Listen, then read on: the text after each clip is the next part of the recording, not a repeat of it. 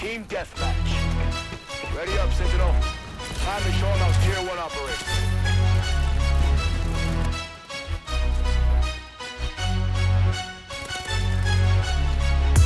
What's going on, guys? Scratch Reflex. Sorry if I sound a little off right now. I got a cold, a flu. I really don't know what it is, but I wanted to make a video, get put out to you guys, so I hope you understand. So what are your thoughts on E3? Like, wow, I can honestly say that overall, with all of the game reveals and the announcements, I was blown away. It was definitely something interesting to watch. Backwards compatibility on the Xbox One. That's that's nice. That's definitely a step in the right place where I felt Xbox needed to go. You know, it's nice that if in the holiday season we'll be able to go back and play some of our favorite games of all time on the Xbox, and we get to load it, just put it in and download it. It's a great little feature, especially with it being released roughly around the same time as Fallout 4, Black Ops 3, you know, all these great titles that they announced that are coming out roughly within a week to 2 weeks of each other. And I guess a lot of people won't use the feature at first, but okay, being that this is a Call of Duty video, I'm sure everyone's wanting to know my thoughts on Black Ops 3.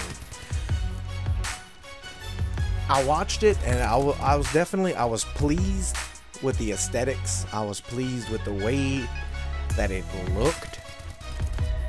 Now, there were a few gameplay mechanics that kind of made me wonder a little bit, like as far as they claim that it's nothing like Advanced Warfare. They had Drifter in one of his videos saying that everything stayed in his line of sight, and I haven't followed Drifter from the time that, you know, before I even knew that Call of Duty commentaries on YouTube existed.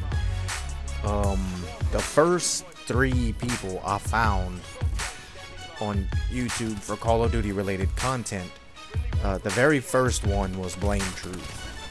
Great guy. Even though he doesn't do Call of Duty videos anymore, he's still a great guy. You should definitely go check his channel out.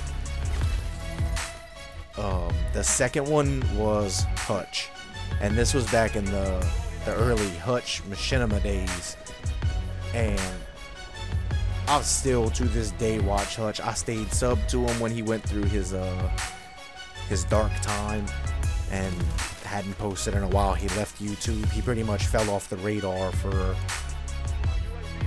I want to say it was right about a year, give or take a couple months. And the third one was the Mark of J. And this was right about the time he posted the 100+ kill gameplay on Black Ops 1 on Jungle. And back in that time,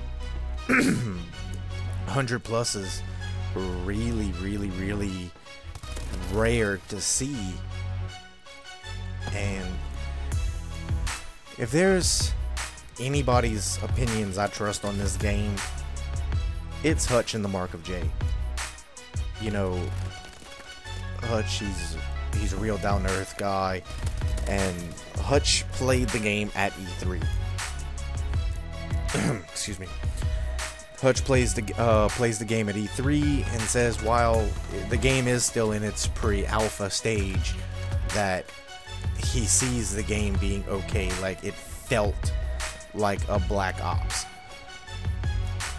I trust him, and I'm gonna take his word for it.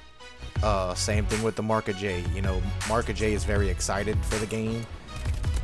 In fact, it was the Marka J that made me want to start using different guns, start trying to grind out different guns, try different setups, which is why you won't only see Bal and ASM1 gameplay on my channel. It's because I was inspired by him to use different weapons, to use you know, to be different, and that's what I'm trying to go for. It's definitely one of these things, but I said it before and I'll say it again.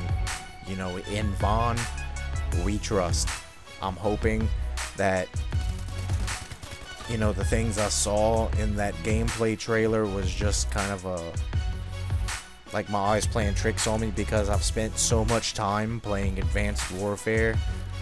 Oh, speaking of Advanced Warfare, the gameplay in the background, it's nothing special, it's nothing crazy retarded, it's just a 34:9 gameplay. In fact, I shouldn't have even spoiled it for you, but no, it is what it is. Also, I'm trying out a new video editing software. This is my first attempt at it. Let me know what you guys think. Now back to E3. The part that made me the most excited was hearing about the backward compatibility.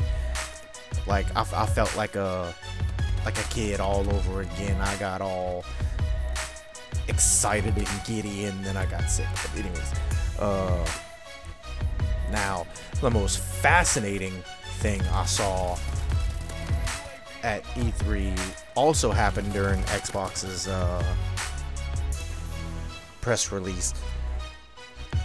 There was the HoloLens, and they did this presentation with Minecraft, and my son and my girlfriend are huge fans of Minecraft, and them both seeing it, their jaws were on the floor, my jaw was on the floor, that we have come so far with technology that we can put holograms on the table of video games and play them as though they're video games. And